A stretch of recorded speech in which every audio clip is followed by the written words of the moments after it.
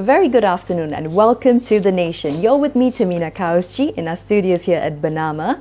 And we have in the studios with us today a really special guest who will be talking to us about the really pertinent topics of criminology and corruption. We have today with us Dato Akbar Sattar, who is actually the director of Health Institute or Crime and Criminology Department. And we are very happy to have him with us in the studios to discuss the topic today. Welcome to the studio, sir. Thank you. All right. So before we get started with talking about the meat and the bones of the topic, can you tell us a little bit about your professional background? Yeah, I graduated from UKM. All right. In 1983. Then I worked with the anti-corruption agency in Malaysia since 1983. Then I pursued my master's in University of Detroit in Masters of Crime and Masters in Economic Crime. Right, economic crime. Masters in Criminal Justice. Right. Then, of course, after I worked with MACC or ACA, then I took optional retirement in 2001. So I worked with one of the Hong Kong-based company. I see. On corporate risk. Then after 2 years, I resigned and set up my own company, Akbar and Associates, right, doing more corporate investigation. And then I've been appointed as the director of the Institute of Crime and Criminalogy in Health University. And at the moment, I'm also the president of the Association of Certified Fraud Examiner, Malaysia chapter, and also president of Transparency International Malaysia. That's right, and that's the Berlin-based organization. Correct, yeah. So basically, what is their function? What is the function of Transparency International Malaysia? Of course, we are NGO. We have more than 100 chapters based in Berlin, and of course, we fight against corruption. It's an NGO. So this is what we do. We come up with two important index. It is called Corruption Perception Index, which is government is using this CPI as their KPI right now. And secondly, our Malaysian, not only Malaysian, the General Corruption Barometer is also a survey we conducted in Malaysia to see the level of corruption in the country. Right, okay. So all of these are really pertinent issues, especially in the current climate, I think worldwide especially. So before we go on, tell us what would you define corruption as being? Because most people in Malaysia especially, I think the phrase bribery has become really is a real catchphrase these days. So what's the difference between bribery and corruption first? I think that is a very good question. Okay. Because corruption is misuse of power. So it is also defined by Transparency International. It's abuse of power. People misuse their position to get something in return illegally. And the bribery is different. It's giving and receiving money. That is bribery. It's a form of giving. But if you talk in context of Malaysian law, it is an offence to receive bribe or to give bribe. Right. And there is another section dealing with more on false claim. You know, some people, they do false claim. That also under the category of the definition of corruption in the country. So basically demanding cash or kind. Yeah, not only demanding cash or kind, but also demanding services, including sex. So that is also an offence based on the MACC Act 2009. All right, okay. Very interesting to know that. Now, bribery and corruption, how are they differentially punishable under Malaysian law? Just for our viewers out there. Yeah, but at the moment, right, based on the MACC, Malaysian Anti-Corruption Commission Act, right, if you are convicted, then you'll be liable to be imprisonment not more than 20 years. And you'll be fined not more than 10,000 or 5 times the amount of the value. Yeah. So these are the penalty at the moment. Right. But I think they are also thinking, maybe, right? They are thinking of giving more severe penalty. But if you talk on CBT, right, criminal breach of trust, and also cheating in the penal code, where if you are convicted, right, criminal breach of trust, then you will be liable to be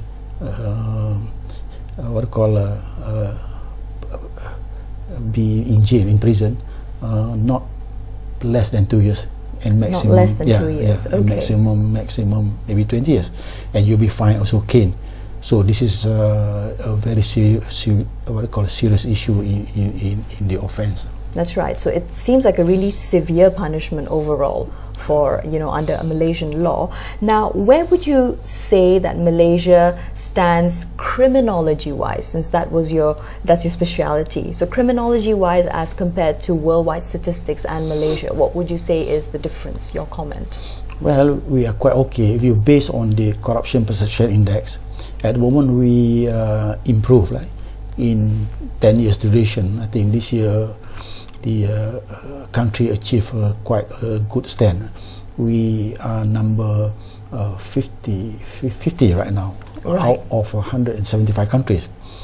In actual fact, last year we were about, I think, number 52 or 53, right? All right. So we have improved a lot. And the year before that, I think we were, where do you stand? The number 60. It improved a lot.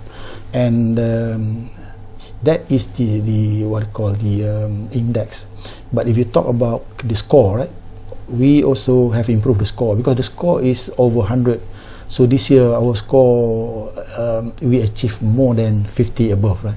We got 52. So more than half. Yeah, that means if you sit for your exam, so if you get 100%, there is an A, right? That's so right. what we achieve now is a passing mark. It's a 52. Yeah.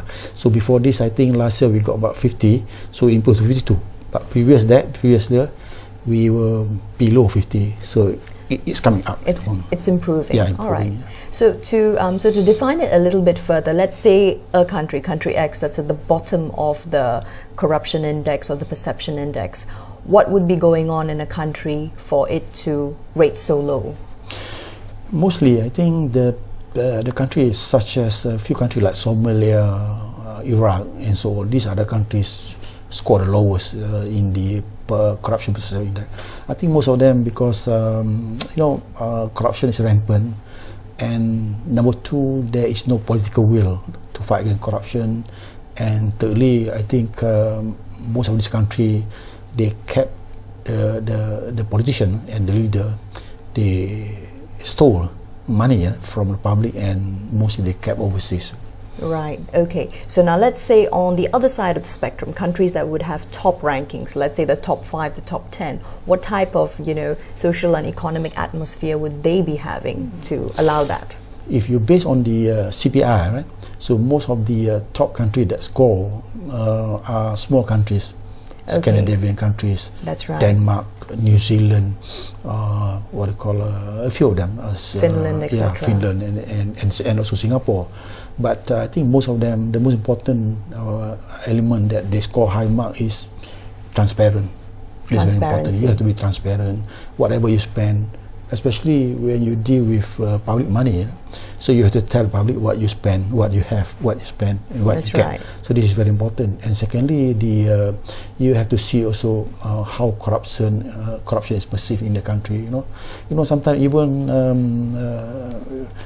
small thing happen when especially when foreigner, when they look at the situation, especially when you want to renew license and so on, if there are corruption or bribery, right, then there is a possibility that these people who are giving a mark for the countries in their survey, they may affect the CPI. Of course, it will rate lower if it's not an honest transaction. Yeah. Okay, so that's why your work with Transparency International is so important. So what does the Malaysian chapter of Transparency International do? What are your main objectives and goals?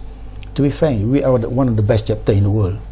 So in fact, next year we are the Berlin, our HQ is holding their annual meeting this year in September. They are holding the whole chapter. This is the first time in Asia where the whole chapter leader will be coming here to Malaysia. So we have more than 100 chapters. And secondly, I find that our chapter are very active, and most of the chapters, such as Cambodia, maybe in South America, they came to our chapter to learn, especially we are specialized in business integrity program. Business integrity. Business integrity program. So most of the chapter come and learn here, and they bring back to the country and practice. So this is one of our best. And secondly, if you compare to previous year, I think we have done a lot, because we have conducted, in fact, walk the talk. Walk the talk above all else. Sometimes, of course, we give we come up with statements, strong statement, but still we have to walk the talk, and and we are close to the public. We are encouraging them to come forwards, especially to give good information to the MACC, so that they can do their work smoothly and can, of course, catch that's right, the high profile relationship cases. Of trust has to be built first. Yeah, correct. All right. Okay, so that's really good to know that Malaysia is actually at the forefront of Transparency International. Yeah. All right. Yeah. Okay, great. Now, basically what we'll do is we'll go head on for a short break, and when we come back, we'll be talking more to Dato' Akbar Sattar about criminology as well as corruption. So stay with us, don't go anywhere. We've got plenty more to go into details, and we'll see you shortly.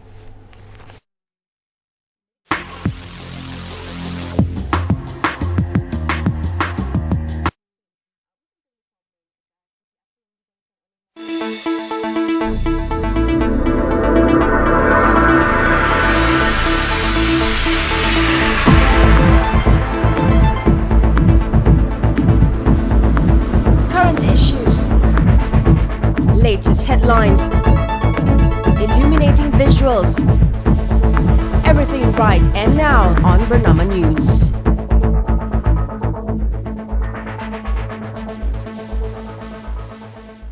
I travel not because I like to travel. I travel so I can say this: what you're looking for is inside of you, and you should be in peace.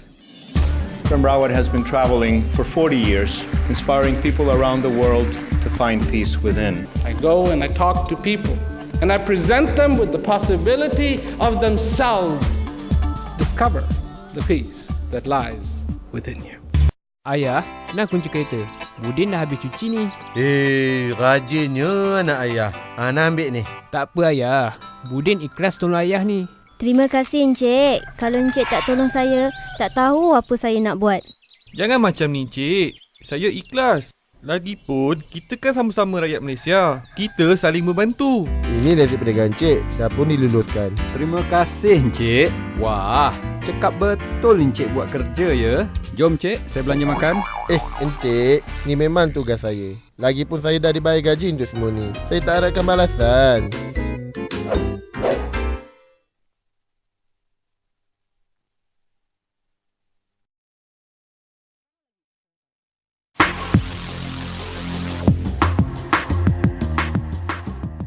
Welcome back to The Nation. You're here with me, Tamina Kausji, and our guest in the studio for the day, Dato' Akbar Sattar, who is actually the director of HELP's Institute of Crime and Criminology, as well as the president of Transparency International Malaysia. So, as we were saying earlier, sir, now let's talk a little bit about what are the actual causes of corruption. You've defined it for us very clearly, especially the difference between bribery and corruption. But what causes it? Human, it is called, in criminology, it is called hedonistic. Hedonistic means maximize pleasure, minimize pain. When I was with the government before, so my salary was quite low. But because I want more money, then of course I worked with one Hong Kong-based company. My salary was quite high. Then still not enough. I set up my own company, still not enough. This is called hedonistic, very important. So people are always not enough. Then because of greed, there is possibility that people are involved in corruption. Yes, people fall prey to that. Exactly. The other factor will be social bond. Social bond means what? Meaning to say that, today, of course we are talking about anti-corruption, offences of corruption. But tomorrow, I do not know what will happen to me and you. Right? That's right. It's a catchphrase. Yes. Yeah, people can change. People can change because of money, because of women, right, and because of position. Yeah, In there's Malay- various factors. Exactly. In Malay, they call three ta: harta, tahta, wanita. You know, people can change. You know, white collar criminal are normally smart people. They are educated, and they know what you want. So before they catch you, before you become the prey, they will study what are your weaknesses. Right. Yeah. So now, before we move on into the weaknesses per se, let's further define the difference between white-collar criminals versus the opposite, blue-collar crime. Because your focus, of course, as for transparency and criminology, is mostly on white-collar. Yeah. What is the difference? Yeah. The white-collar criminal are crime that committed by people with what call with position. Right. That's a difference. You know, this is very important because people with position, they are smart people, they are educated, and they know how to go about. They know how to get away, to get caught. So this is very important, and they know the law. So again, right, talking back about the causes, there is another cause which is related to white collar crime. Right. Right. One of the causes will be what you call. I'm talking again about social bond. Okay. Today, if I'm Datuk Bandar of city, I'm a mayor of city. Of course, one contractor come and see me and offer me $20 million, so that I approve one 100-story building. Of course, being a good citizen and Datuk Bandar, of course I will reject. Yes, being civic-minded and Of course. etc. But you have to remember, at 5 o'clock when I start to drive my car, then my mind start working. It is called rationalization. You know, I will rationalize. To get 20 million is a lot of money. So if I go back, I'm going to connect with the causes. If I go back, and of course at home, if my wife she's the type where she is very materialistic, she will be pursuing me by asking me, you know, why not you get involved in corruption so that, you know, we can live beyond means and we are better off compared to the neighbor. This is called relative deprivation, right? But of course, Yes, the perception that you don't have quite as much when Correct. you're actually well off. Yeah. All right. But Okay. because the pressure of the wife.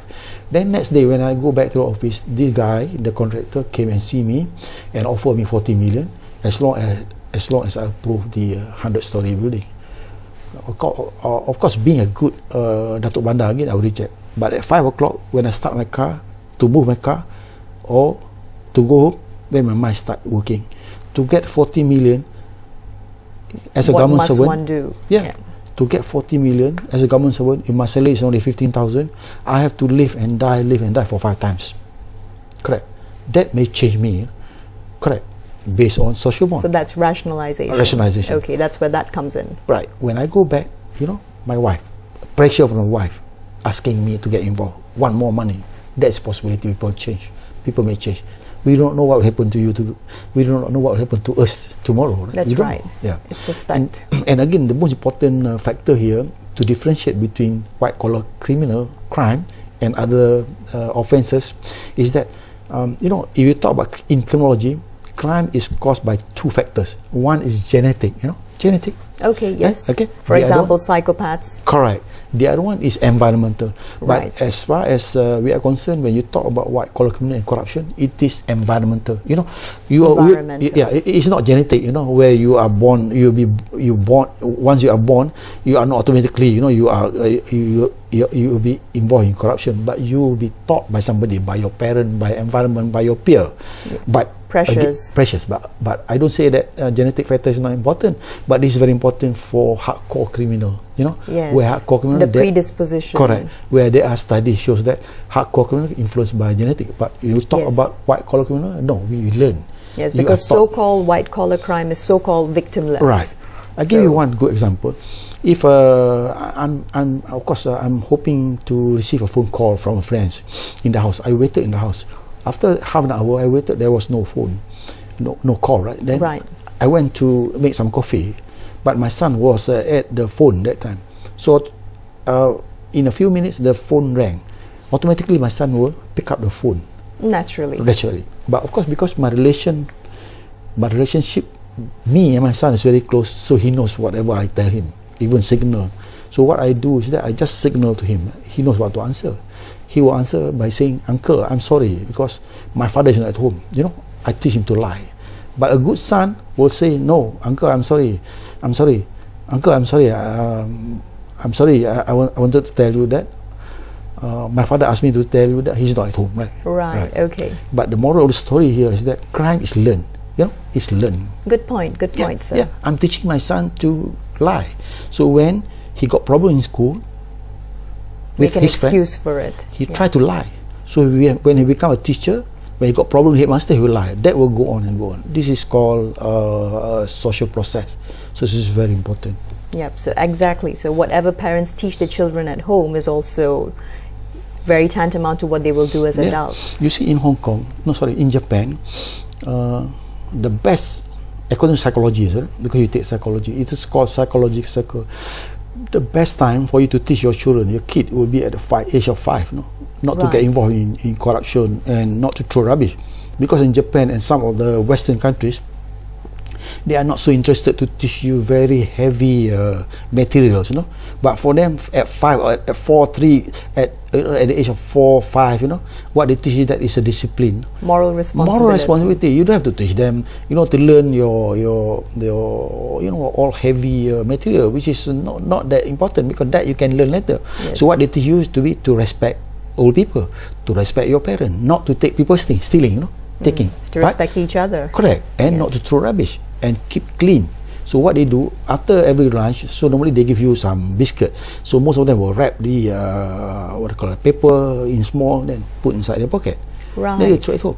That's why you can see, if you go with Japanese inside the car, even they eat something, so they make sure that all the remnant will be kept inside the plastic and will be thrown in the house. Very good point, sir, because I think we as motorists just going around our day, we see adults throwing things out of their cars. Who are driving Mercedes-Benz. That too. And a Porsche. Same alike, people on motorcycles throwing off their drink cans. Exactly. So the most important is that I think the school curriculum you have to review, not only in the secondary primary level, but much earlier, at the kindergarten level. Exactly. That's why if you go to US, most of the lecturers, most of the teacher, they are specialists in childhood development. Yes, early childhood psychology. Right, exactly. You cannot simply, take some, anybody who teach your children, because this is, once you wrongly mold them, you will be finished. Exactly. This is very important. Not just the teachers, but the parents' responsibility too. Yeah. For example, let's say the person driving a car, as a mother or a father, if you're throwing rubbish out of your window, what does your child learn? You see, the good example here, that every time when you are trying to pick up your kid, right, in the school, everybody is waiting, and it causes jam, right? That's right. Really, all of us parents are doing that. True. But remember, once your kid got a license, he keep on continuing to do exactly. Not that we can't express what we feel, but do it in a conscious, civic way. Right. Now, bringing the conversation back to corruption and the causes. So we talked about some of the causes. There's social pressure, there's environmental causes. Now, how about some red flags for corruption? How can one know, especially in our society today where we're trying to encourage Malaysians to come forward with any, examples of corruptions or any information? How do we as Malaysians know? Are there any red flags in somebody that for example? Yeah, it's quite easy, right? So if you want to identify whether your staff are involved in corruption or fraud, it's quite easy. Right. They have red flags. One is always go home late. This factor, go home late, because at this going home late. Yeah, go home late, because at this technology age, right? So normally to steal information, when is the best time? When your boss is not around. Okay. So that will be after 4, after 5. When it's quiet. Right. It's very easy. Makes sense. One. Yeah. And secondly, number 2, too close to the client. Always play golf with one person. That is one of the red flags. You can warning see. sign. Yeah. Okay. Yeah. The other one is trying to sometimes do not want promotion. Okay. Why? Because you are apparently happy where you are. Yeah. Not only that, you are working in a gold mine, department, okay, where you refuse to be promoted to deputy director general, but I want to be here as the division secretary, right? Where I got more power, contacts in the sense. Contact power to approve contract. That is what. The other one will be no promotion, do not want to be transferred. You want to be there for the work because of that. That's why there are some what you call school of thought saying that it's very important for us to make sure that head of department, especially in the law enforcement agency, shouldn't be there, like the OCPD and so on, more than 3 years. Yes, I think globally it's accepted that the more you rotate, the better it is. Correct. There's possibility that you get close to the people around you. Then That's right. There's possibility that your social bond come into place. It's very important. So it's good. After 3 years, you transfer him somewhere else.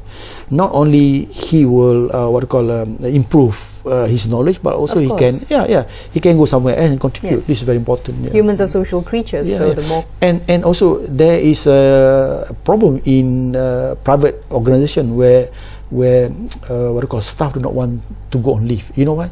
Because there's a lot of fear, I think, in the corporate culture, private wise. Correct. There are fear that somebody will detect that you are involved in corruption, so you do not take leave. So most of the company right now, especially the overseas company, what they do, they make sure there must be a compulsory leave.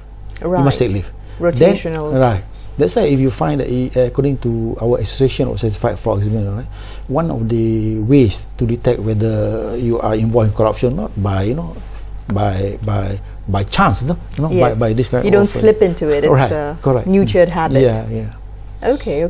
I think that's a really good point, because most people think that is just something accidental. Correct. All right. So we'll take a short break, and when we come back, we'll be talking more to Dato' Akbar Sata about corruption and criminology in Malaysia. Stay with us.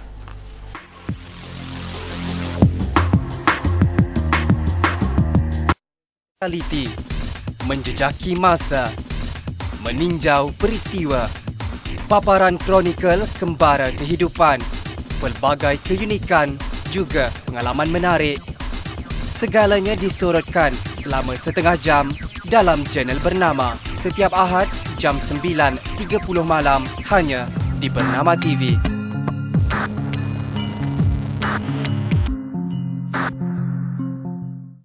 Halo, apa kabar pemirsa? Salam dari Jakarta. Sebuah program kerjasama Kantor Berita Indonesia Antara dengan Kantor Berita Malaysia bernama kembali hadir menjumpai Anda.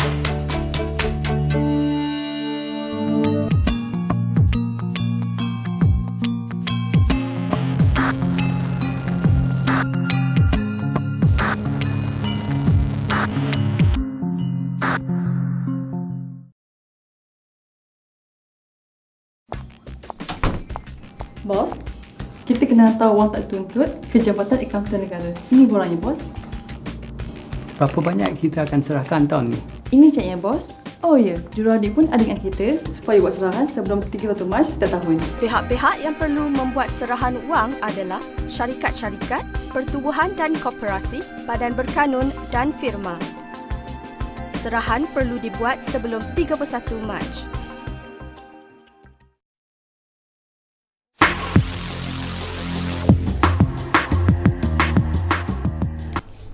Welcome back to The Nation. You're here with me, Tamina Kausji, and our special guest in the studio, Dato' Akbar Sata, talking about criminology and corruption in Malaysia. So, sir, as we were saying earlier, now tell us what you think about the catchphrase integrity crisis, and does Malaysia currently have one? According to one of the CEO in Deloitte CEO in US, it's a worldwide survey. So youth especially youth, they conducted a survey with youth. It was found that the youth are willing or were willing to bend their rules to go up. About 38% of them are saying that, So almost half of young people. Yeah. Once we have power, we have opportunity, we don't mind, to bend the rules to go up. This is very serious. But Transparency International in Asia region, they conducted a survey, and we found that 40% of the youth saying that when they have power opportunity, they are willing to get involved in corruption. Right. So the index is even higher in the Asian regions. In Malaysia, in 2003, the MACC with UKM conducted a survey with the IPTA student, right, or the youth, right, in 2003, and 30.5%, 30.5% are saying that if they have power, if they have opportunity, they are willing to get involved in corruption. Just imagine, 2003 now is the 2015. Yes. They are in the system. Right. There you go. There is possibility that they are getting involved. Not only that, but they will be teaching the other group or the other employee to get involved. There is possibility. Because they are influencers currently. Right. So we are facing the integrity crisis. We are not careful. Again, coming back that we have to make sure that we have to start from the small by telling them that not only throwing rubbish is bad, not only taking people's things is bad, stealing, but also corruption. Correct, it's bad. There you go. Because it's just one step leading to the other. You see, when another one is upbringing. About 50, 60 years ago, what our parents did to us is that if I make mistake, what they did, he just slapped me and then I will run away. But at 7 o'clock I have to come back because there was only 2 TV channels at that time, right? Come back because I get to take food, something like that. Right? And if you see today, right, it is very important. It is different where the parents are more educated. I think they know how to educate the children. You see, as far as I'm concerned, talking back about our generation, what they did was that they just slap us, and then by not telling us the reason why did I slap you, right? When did I learn? Because it is our community, where you don't explain.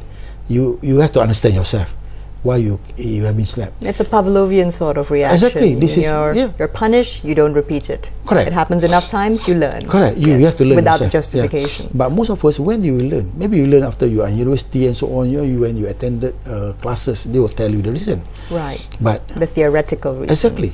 But it's different with a Western country where they will tell you, you make mistake. If you take somebody's pen, so if you take somebody's pen, therefore John cannot write. They explain, they give reason. Same thing as Gen Y now. We cannot treat our children as what our forefathers treated us. True enough. You have to use psychology, correct? 50 years ago, when my dad went to a tauke shop, he was quite close to the tauke shop. He bought a big radio last time, big radio. Right. Yeah. Because of close relationship, the tauke told him, okay, uncle, you don't worry. I give you a free battery. You remember all the big battery? Right. Yes, that's right. The huge ones. They give you free. But he bought a big radio, then he give battery. But if you go to Tesco right now, or today, or anywhere in the hypermarket, if you buy a good quality of a good brand, for example, good brand of battery, Energizer, one or two. Yes. What have you? Yeah. Do you know that they are giving us free radio, small radio?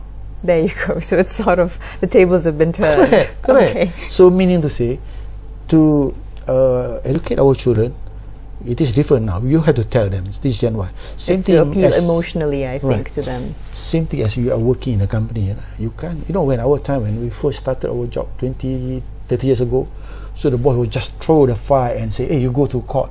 You didn't teach us, but you have to learn yourself. But now you can't do that. You have to tell them and explain. They need explanation. If not, they will just ignore you. Yes, also, people aren't so committed to staying in the same industry or job for 20, 30 years. You change. What I want to say here is that the possibility of them getting involved in corruption is there because they get fed up of you because you didn't tell them what to do. Right. So these are people who are going against you, against the resistance. So even employers have a responsibility to treat staff well. They just want to teach your company by saying that we will try and teach your company, we try to make sure that your company go bankrupt.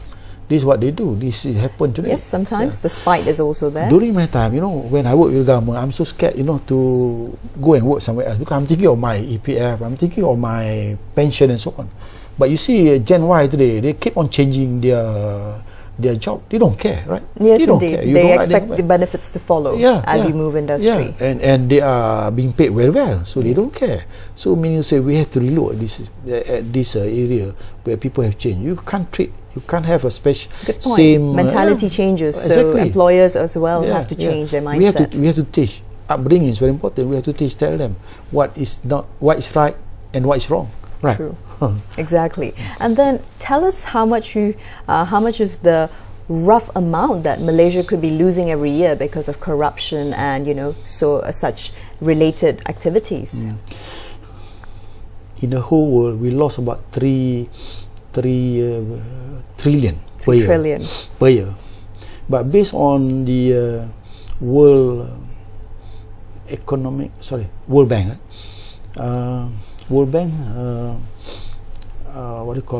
estimated that we lost between 2 to 4% of our economic growth. 2 to 12%. So maybe it's about 40, 26, 30 billion per year. But this will depend on the if you have a strong anti-corruption agency and of course people with good integrity, therefore here we come exactly. This is very important. It's a balancing act between everything, really. Anti-corruption agency, people's own integrity, as well as whistleblowers, I would say. Yeah. And secondly, you based on the private sector, even the survey by KPMG, I think more than 70% are saying that their companies are involved in corruption. Practicing it. Yeah. So this is quite sad, right? So meaning to say, the most important, to fight corruption, you cannot simply rely on the law enforcement agency alone. We have to work ourselves, and we have to behave ourselves, right?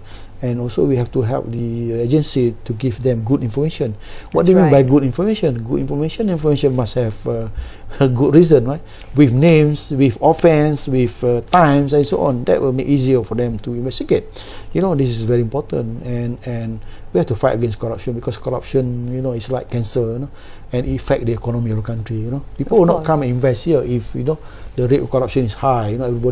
Everything is you have to go under counter. It's just very bad for a country and image of the country.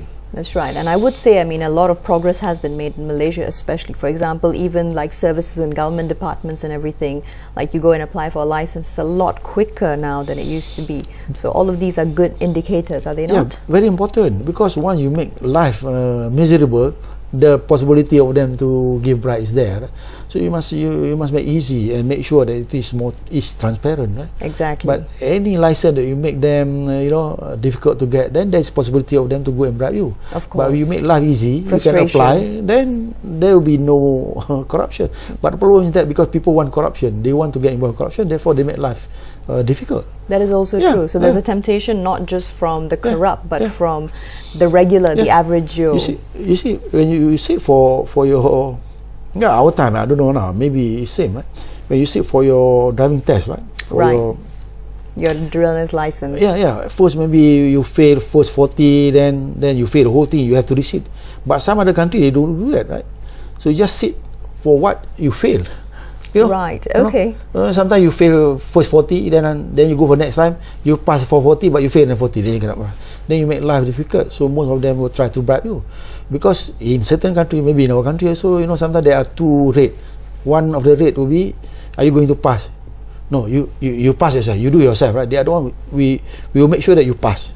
Okay. So like this an assurance sort of payment but fee. of course you talk to them, there is possibility, there are talks behind, by saying that there is some agreement between two parties, people are talking, but that is bad.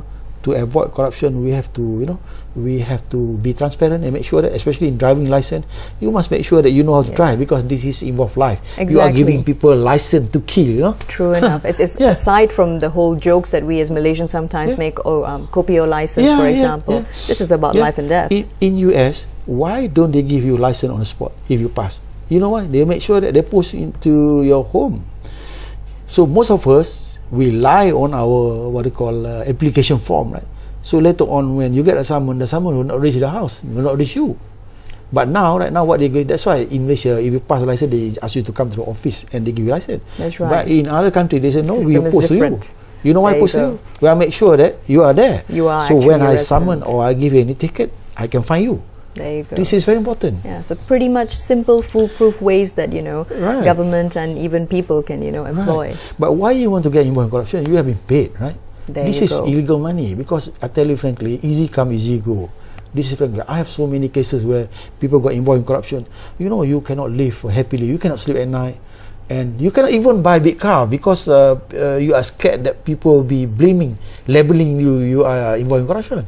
which is true. Correct. There you go. There's morality aside, there's also the social, censure that you come under. Not easy to live. And the best part is that there's possibility where your kid will just finish your money within 1 year, 2 years when you're around.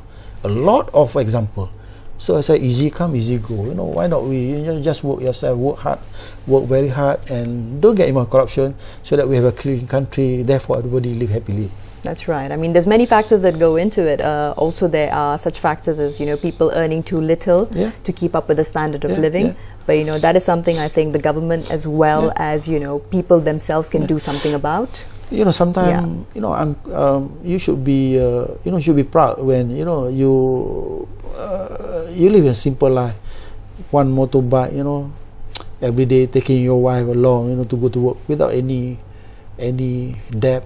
Right. Get involved in corruption, you can sleep well. Yes, to be debt-free is more important. And if you want to do something outside, you can always have extra businesses or exactly, legal way. Yes, legal way. And hopefully the government system also follows up eventually with more fairer tariffs as well as payments. So all in time. It's not wrong. Right? Why must you get involved? Why you need a ton of money for what? Right? Why? All right. Yes, good questions indeed. For what? ones. Right. Exactly. You just get one house. You got a beautiful wife, 4 or 5 kids. That will be enough. Maybe you have extra money, buy extra house, more than enough.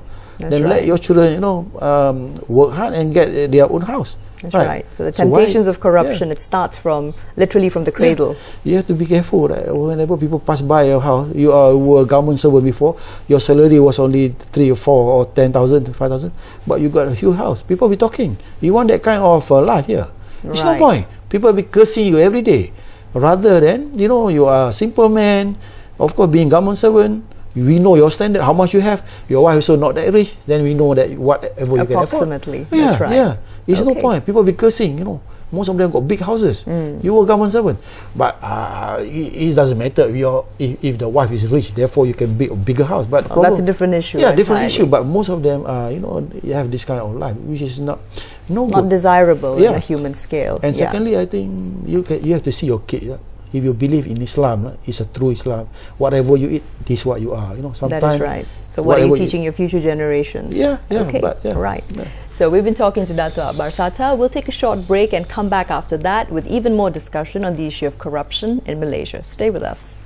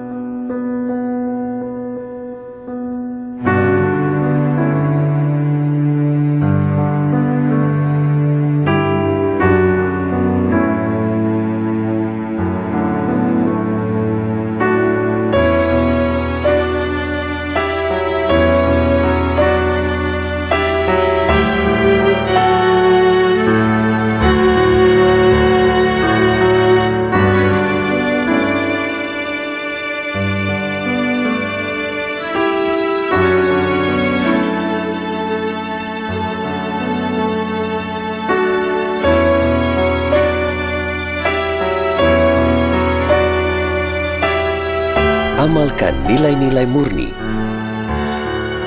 Ia boleh membawa manfaat dan menjadi teladan untuk semua. Ingat, ada yang melihat. Semarakkan nilai-nilai murni setiap masa.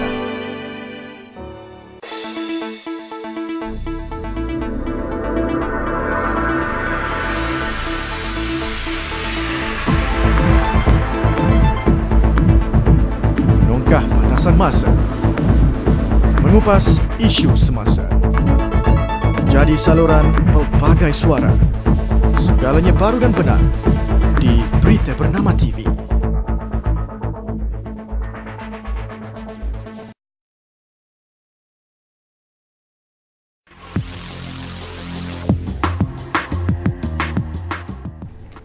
Welcome back to The Nation. You're here with me, Tamina Kausji, and Dato' Akbar Sata, talking about criminology and corruption in Malaysia.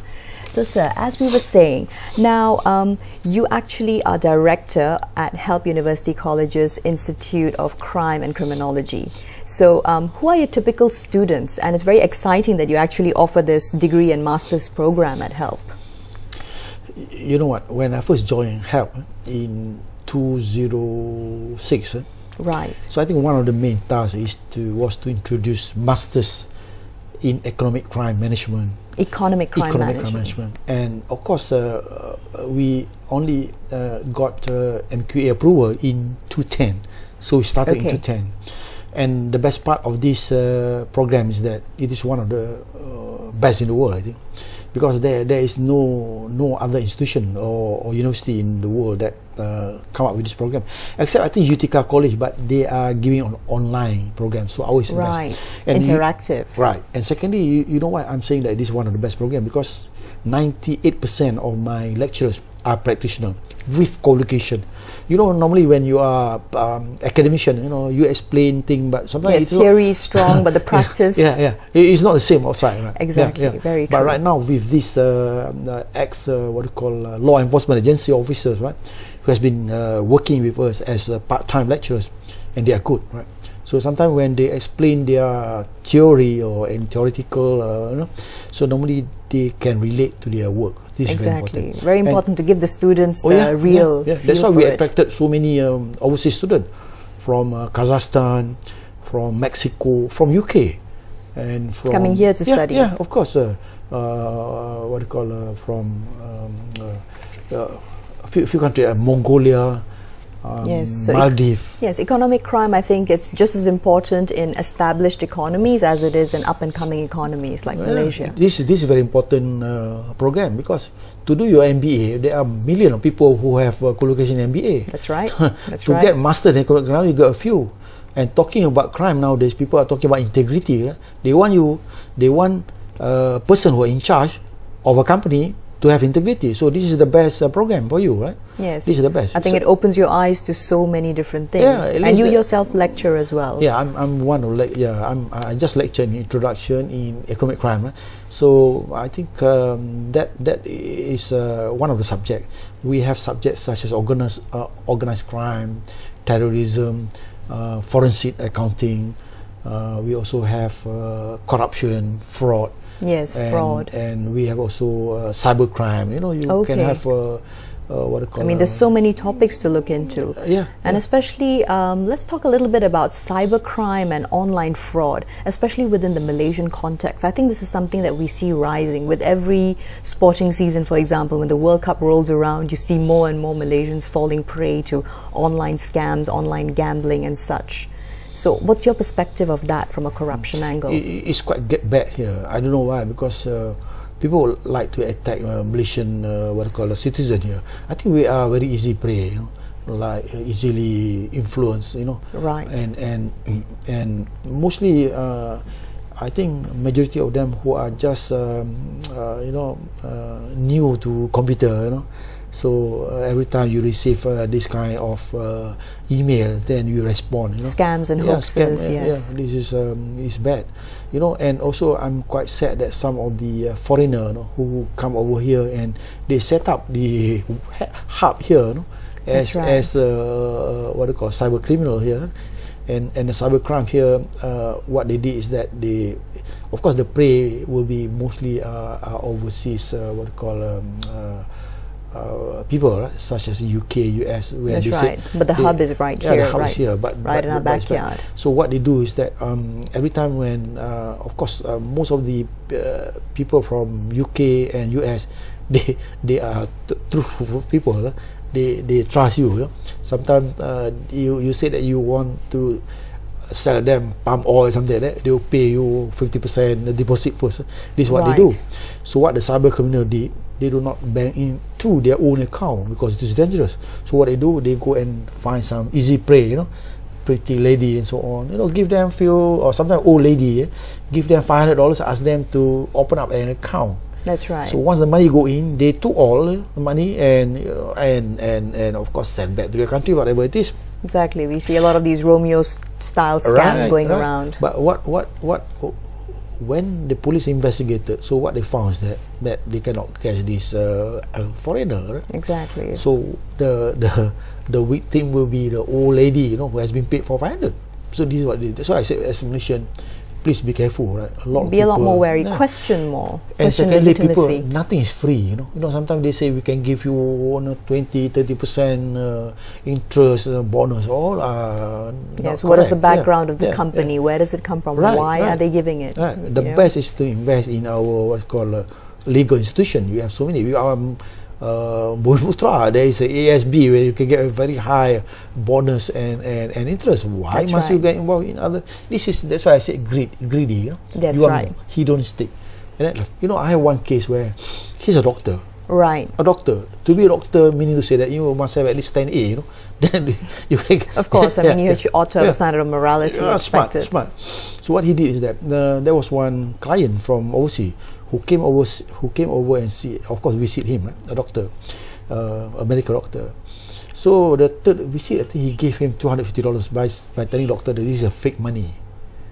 But the doctor, then he told the doctor, said, if you want, why not you just bank into the bank? Right. So what they did is that 2-3 days after that, the doctor went and bank in and found that the money is accepted by the bank. Okay. Then in that case, the doctor become greedy and call this guy by saying that, hey, can I have more? I said, of course.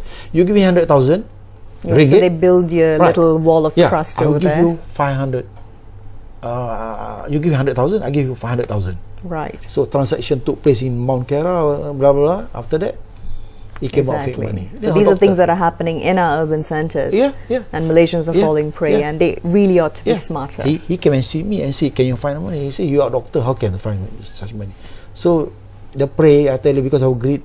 It doesn't matter whether you are a doctor, you are smart, not smart, but still because of greed, you want to get a rich easy way. True enough. Now, it's been a really fruitful and I think enlightening discussion. So thank you so much for your time, Dr. Sata. Now, what I would like to ask you is, who are your best friends, sir, when you're working in corruption? When you retire, your phone stop ringing. Okay. Remember, okay? Your friend where you are working in the office, they are not really true friends. Maybe 5 or 10%. Because they respect you because you have power, to give them a high mark and to increase salary. Right, to sign off something. That's why you see most of us when you retire, most of them, nobody ring you, except first few weeks, right? You know why they ring you? They're asking back the money, money here and there, but they just forget. The best friend will be your kampung mate, and your varsity mate. They are true friends. That's why you can see, most of them when they are above 60, all of them are forming up their alumni. That's right. True friends. Rotary clubs and etc. Exactly. That's true. This is very true important. Enough. So meaning to say, we have to be careful, right? We have to be careful. Say, I give you 1 or 2 cases. You remember Eric Chia, because this is an open case, right? That's right. So when he was arrested, according to him, right? But after he went through the cases, the what called court cases, he won the case. So you know what he did? What he said? He said, it is no point for me to win this case because I have lost everything. There you go. Good point indeed. And I think that's a fantastic note for us to end on, actually, because corruption, you may have short-term gains, but in the end, you lose everything. Exactly. They lost. He lost his wife. He lost family. So this is very important. So therefore, we have to be careful. Yes. Once you get arrested, you are finished. People run away with you. So don't get involved. Right? Yeah, don't get involved and teach your children the best that you can so that they don't get involved. Do not live beyond your means. It's no point, right? Easy come, easy go. There you go. All right. Good words indeed, and a final note to end on. So thank you so much for joining us here in the studios at Bernama, and we have had with us Dato' Akbar Sata talking to us about crime, corruption, criminology and more. Thanks so much for joining us, and we'll see you again next time.